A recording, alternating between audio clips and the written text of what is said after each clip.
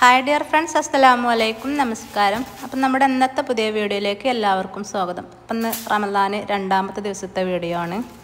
അപ്പം എന്തൊക്കെയുണ്ട് എല്ലാവരും വിശേഷം? അപ്പം ഇന്ന് കുറച്ച് നേരം വൈകിട്ടാണ് കിച്ചണിലെത്തിയത്. സംസ്കാരവും കാര്യങ്ങളൊക്കെ കഴിഞ്ഞിട്ടാണ് എത്തിയത്. കാരണം പത്തിരിയൊക്കെ രാവിലെ തന്നെ പരത്തി വെച്ചിരിക്കണം. അപ്പം ഇന്നും നമുക്ക് പത്തിരിയാണ് കേട്ടോ. അപ്പം ഇന്ന് നമുക്ക് സ്നാക്സായിട്ട് ഞാൻ ഉണ്ടാക്കുന്നത് കട്ട്ലേറ്റാണ്. അപ്പം അതിനുള്ള കിഴങ്ങൊക്കെ കുക്കറിലിട്ടുകൊണ്ട് വേവിച്ചെടുക്കട്ടെ. പിന്നെ നമുക്ക് ചിക്കൻ ഇന്നലെ ഞാൻ ക്രഷ് ചെയ്ത് കുറച്ച് ബാക്കി ഉണ്ടായിരുന്നല്ലോ, അത് ഞാൻ ഫ്രീസറിൽ വെച്ചിക്കണം. അപ്പോൾ ഒരു 3-4 കിഴങ്ങുണ്ട് കേട്ടോ. അത് നല്ലോണം കഴുകിയിട്ട് ഒന്ന് കട്ട് ചെയ്തുകൊണ്ട് കുക്കർക്ക് ഇട്ട് കൊടുത്തുകൊണ്ട് 1-2-3 വിസിലിനെ ഒന്ന് വേവിച്ചെടുക്കാം. അപ്പോൾ പത്തിരിപ്പണി നേരത്തെ തന്നെ കഴിഞ്ഞാൽ നമുക്ക് ഒരുപാട് ഭാരം കുറഞ്ഞ മാതിരിയാണല്ലോ. പിന്നെ നമ്മൾ ടൈം സേവിങ്ങിന് ഒരുപാട് സംഭവങ്ങൾ ചെയ്ത് വെച്ചതുമാണ്. അപ്പം പിന്നെ ആക്കം പോലെയൊക്കെ കിച്ചണിൽ എത്തിയാൽ മതി. പത്തിരിപ്പണി ഉണ്ടെങ്കിലാണ് നേരത്തെ എത്തേണ്ടത്. അപ്പോൾ രാവിലെ തന്നെയാണ് ചെയ്ത് വെക്കും.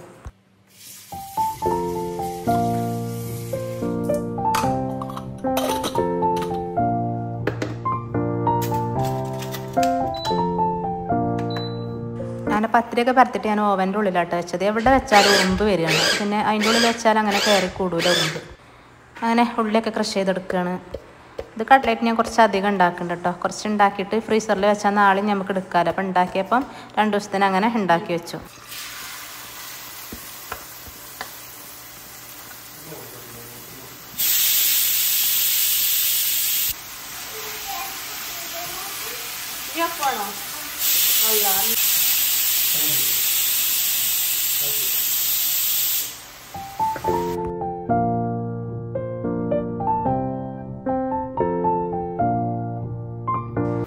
അങ്ങനെ ഉപ്പൊക്കെ ഇട്ടുകൊണ്ട് ഒന്ന് പാടാൻ വെച്ചിട്ടുണ്ട് സവാള. അപ്പോൾ ഇതിന് നമുക്ക് പച്ചമുളക് കട്ട് ചെയ്തെടുക്കണം. അപ്പോൾ കുറച്ചധികം പച്ചമുളക് തന്നെ എടുക്കണം.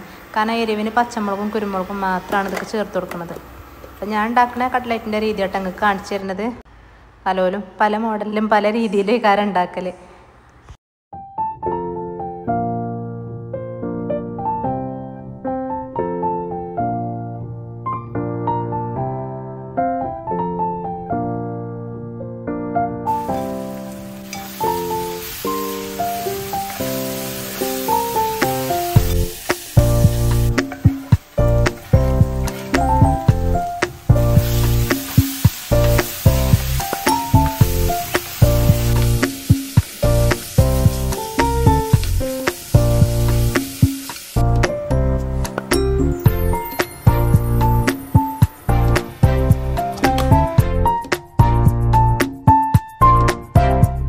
അങ്ങനെ കറിവേപ്പിൻ്റെ ഇലയൊക്കെ കഴുകിയിട്ട് ബോട്ടിലാക്കി വെച്ചതേനി കേട്ടോ.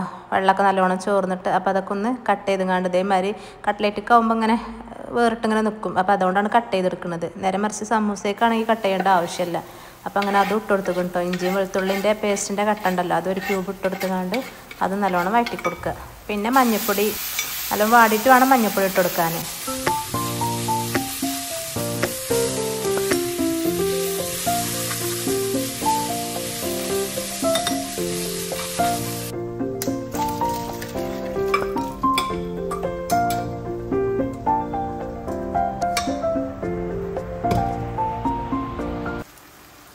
പിന്നെ 1/2 സ്പൂൺ മഞ്ഞൾപ്പൊടി, പെരുംജീരകത്തിൻ്റെ പൊടി, കുരുമുളകിൻ്റെ പൊടി, പിന്നെ ഗരം മസാല അല്ലെങ്കിൽ ബിരിയാണി മസാല. എനിക്ക് ടേസ്റ്റ് തോന്നിയിട്ടുള്ള ബിരിയാണി മസാലക്കാണ് കേട്ടോ.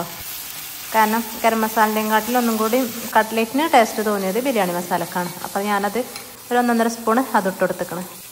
പിന്നെ നമ്മൾ ഫ്രീസറിൽ എടുത്ത് വെച്ചിന് ചിക്കൻ ഉണ്ടല്ലോ, നല്ല വേവിച്ചെടുത്തിന്. അപ്പോൾ അതിട്ട് കൊടുത്ത് അതൊന്ന് കുറച്ച് നേരം മുന്നേ ഫ്രീസറിന് എടുത്ത് വെക്കേണ്ടിനി. ഞാൻ മറന്നിട്ടോ. എന്നാലും പെട്ടെന്ന് വേറിട്ട് കിട്ടിയിരിക്കണ്. അങ്ങനെ അത് ഇട്ടെടുത്തങ്ങാണ്ട് നല്ലോണം മിക്സ് ചെയ്ത് ഇനി നമുക്കിത് ഇട്ട് കൊടുക്കാൻ കിഴങ്ങാണ്.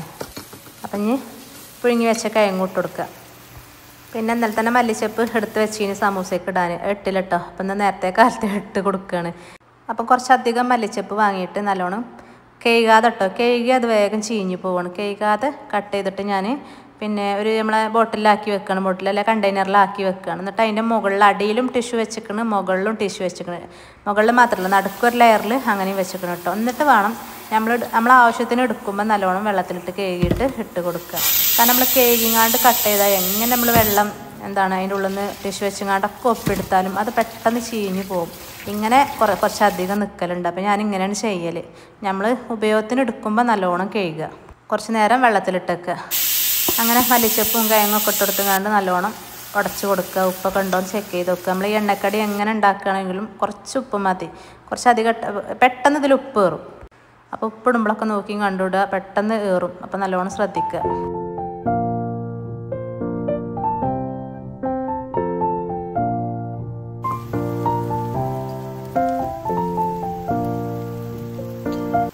പിന്നെ ലാസ്റ്റ് ഞാൻ കുറച്ച് കുരുമുളകിൻ്റെ പൊടിയും കൂടിയും പിന്നെ ഒരു കുറച്ച് ഗരം മസാലയും കൂടി ഇട്ട് കൊടുത്തേക്കണം ലാസ്റ്റ് കേട്ടോ.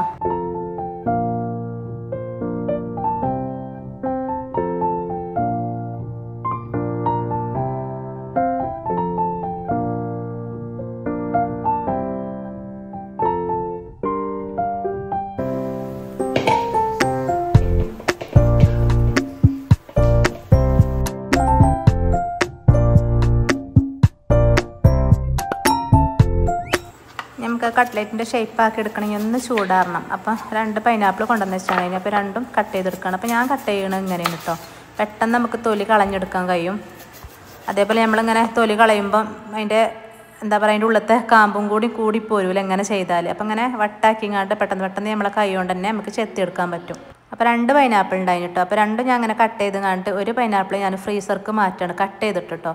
ഒന്ന് ഇന്ന് ജ്യൂസ് അടിച്ചു. അപ്പോൾ ഫ്രീസർക്ക് മാറ്റി നമുക്ക് നാളെ അങ്ങനെ ജ്യൂസ് അടിക്കുമ്പോൾ തണുത്ത വെള്ളത്തിൻ്റെ ആവശ്യമൊന്നുമില്ല. അങ്ങനെ തന്നെ നമുക്ക് സാധാ നോർമൽ വെള്ളം ഒഴിച്ചുകൊണ്ട് ജ്യൂസ് അടിച്ചേക്കാം. അപ്പോൾ ഒരു ബോക്സിലാക്കിങ്ങാണ്ട് അങ്ങനെ ഫ്രീസർക്ക് കട്ട മാറ്റുക. അതിനിപ്പോൾ എന്ത് ഫ്രൂട്ട്സും ഇനിയിപ്പോൾ പഴുത്ത് പോണ ഫ്രൂട്ട്സുകളൊക്കെ ഉണ്ടാവില്ല, അതൊക്കെ ഇതേമാതിരി കട്ട് ചെയ്തിട്ട് ഫ്രീസർക്ക് മാറ്റുക. എന്നിട്ട് നമുക്ക് ജ്യൂസ് അടിക്കാൻ നേരത്ത് അത് മിക്സിൻ്റെ ജാറിലിട്ടുങ്ങാണ്ട് പെട്ടെന്ന് അടിച്ചെടുക്കാൻ പറ്റും. ചിലപ്പോൾ അങ്ങനെ പുറത്ത് വെച്ചാൽ കേടന്ന് പോകുന്നുള്ള പഴങ്ങളൊക്കെ ഉണ്ടാവുമല്ലോ, അതൊക്കെ അങ്ങനെ ചെയ്യാം.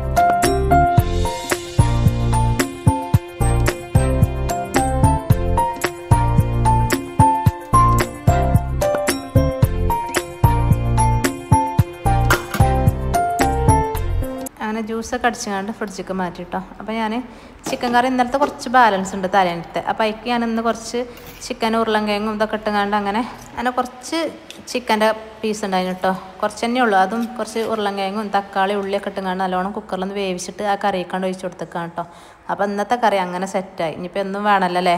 അങ്ങനെ കറിയൊക്കെ ഉണ്ടാക്കി സെറ്റാക്കി. അപ്പോൾ തന്നെ നമ്മളെ കട്ട്ലേറ്റിനുള്ള മാവുണ്ടല്ലോ, മസാല, അതൊക്കെ നല്ലോണം ചൂടാറി വന്നിക്കണം. നമുക്കതൊന്ന് കട്ട്ലേറ്റിൻ്റെ ഷേപ്പിലാക്കി മാറ്റാം. ഞാനിങ്ങനെ കേട്ടോ ചെയ്യൽ, ആദ്യം ഉരുളകളാക്കും, എന്നിട്ട് മുട്ടല്ലേ അതിൽ മുക്കും, എന്നിട്ട് നമ്മളെ ബ്രെഡ് ക്രംസ് ഉണ്ടല്ലോ, ബ്രെഡും റസ്ക് പൊടി കേട്ടോ, അതിലിട്ടുകൊണ്ട് ഒന്നിങ്ങോട്ട് അതിൻ്റെ മുകളിൽ ഇതൊക്കെ ആക്കിയിട്ട് എന്നിട്ട് പരത്തിയെടുക്കും. നമ്മളെ നെയ്യും കുപ്പി എന്ത് മൂടിയിലായാലും എങ്ങനെ ആയാലും ഏത് ഷേപ്പിലാക്കിയാലും ആദ്യം മുട്ടയിൽ മുക്കുക, എന്നിട്ട് ബ്രെഡ് ക്രംസിൽ മുക്കിയിട്ട് അങ്ങനെ ചെയ്യുന്നത്. എന്നാലും എന്താ പറയുക, ഷേപ്പായി കിട്ടും. പൊടിയേ ഒന്നുമില്ല കേട്ടോ. അപ്പം ഇവിടെ കട്ട്ലേറ്റിൻ്റെ അച്ചൊക്കെ ഉണ്ട്. ഞാനിങ്ങനെ മൂടി കൊണ്ട് പെട്ടെന്ന് പരിപാടി, എനിക്ക് ആ മൂടിൻ്റെ ആ ഷേപ്പായിട്ട് ഇഷ്ടം. പല ആകൃതിയിലുള്ള ഷേപ്പുള്ള അച്ചുകളും ഉണ്ട് ഇവിടെ. അങ്ങനെ ഓരോന്നോരോന്നായിങ്ങാണ്ട് ഇങ്ങനെ ഉണ്ടാക്കിയെടുത്തു. എണ്ണക്കടി എന്നും ഇത്ര വലിയ നല്ലതൊന്നും അല്ലല്ലോ. പിന്നെ മക്കൾക്ക് എന്താ പറയുക നിർബന്ധമാണ് എണ്ണക്കടി. ഓല് പിന്നെ നോൽക്കണേന്നാ വിചാരിച്ചു കണ്ടേക്കാരും പറഞ്ഞു ഞാൻ. പിന്നെ ബാക്കിയുള്ളത് ഞാനിങ്ങനെ ഒരു ബോക്സിലാക്കി കണ്ട് ഫ്രീസർക്ക് മാറ്റുകയാണ്. ഇങ്ങനെ അടിയിലൊരു ടിഷ്യൂ വെച്ച് കൊടുത്ത് പിന്നെ അതിലേക്ക് ഇങ്ങനെ നമ്മളെ കട്ട്ലേറ്റ് ഉണ്ടല്ലോ അത് വെച്ചിട്ട് അതിൻ്റെ മുകളിലും ടിഷ്യൂ വെച്ച് കണ്ട് അങ്ങനെ ഫ്രീസറിൽ മാറ്റി വെക്കുക. പിന്നെ നമ്മൾ നാളെ ഉണ്ടാക്കണ ഒരു അരമണിക്കൂർ മുന്നൊന്ന് പുറത്തേക്ക് എടുത്ത് വെച്ചാൽ മതി. അപ്പം ഉണ്ടാക്കിയപ്പം കുറച്ചധികം ഉണ്ടാക്കി കണ്ട് അങ്ങനെ ചെയ്യാണ്.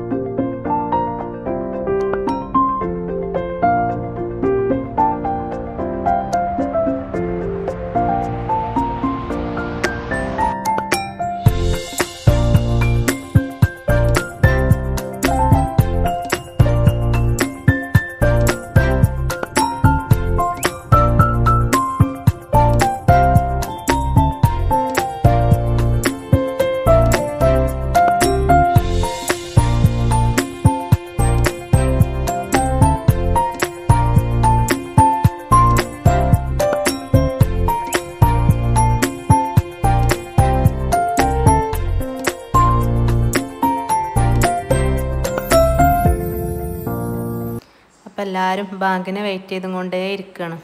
അപ്പോൾ അൽഹംദുലില്ലാ ഞങ്ങളെ രണ്ടാമത്തെ നോമ്പുതറ വിശേഷങ്ങളാണ് കേട്ടോ. അപ്പം വീഡിയോ കണ്ട് ഇഷ്ടമായ എല്ലാവരും ലൈക്ക് ചെയ്യുക, ഷെയർ ചെയ്യുക, കമൻറ്റ് ചെയ്യുക, സബ്സ്ക്രൈബ് ചെയ്യുക.